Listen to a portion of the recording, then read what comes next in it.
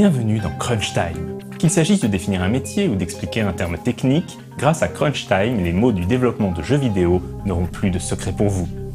On a souvent mentionné dans Crunch Time le métier de produceur, sans jamais vraiment expliquer en quoi consiste précisément son travail. L'invité d'aujourd'hui va nous permettre de combler cette lacune.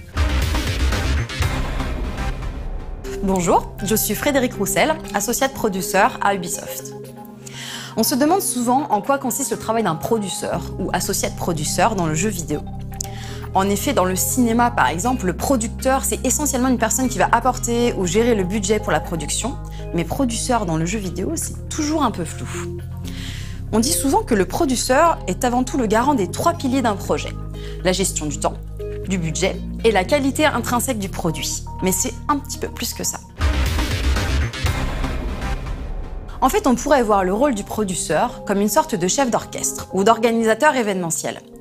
En quelque sorte, une personne qui a suffisamment de recul et de ressources pour coordonner un projet sur la longueur et sur tous ses aspects, logistiques, financiers, techniques, humains, et faire jouer au diapason les différentes parties prenantes du développement.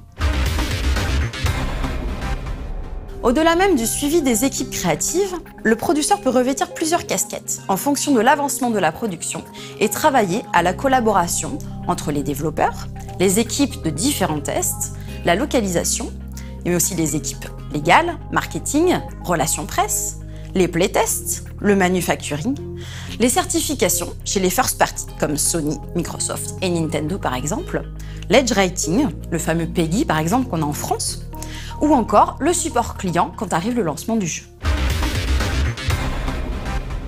Son objectif premier est avant tout de mettre de l'huile dans tous ses rouages, notamment par la compréhension et l'anticipation des risques, des besoins, des obstacles et des problèmes, par l'élaboration et la négociation des plannings, du staffing, du budget pour atteindre les objectifs fixés, par l'encouragement et la motivation de toutes les équipes, et aussi par la vision du projet qu'il s'efforcera de transmettre au maximum à tout le monde. Et enfin, la visibilité pour tous sur l'état du projet, notamment en relevant les risques. Il est aussi de son ressort de s'assurer que son projet est reconnu par les équipes éditoriales et de s'assurer du bien-être général de ses équipes pour garantir une release optimale. Il s'agit donc avant tout de savoir prendre du recul tout en étant disponible et à l'écoute. Et surtout d'avoir plus d'un tour dans son sac pour faire face aux nombreuses péripéties que représente l'aventure d'une production de jeux vidéo.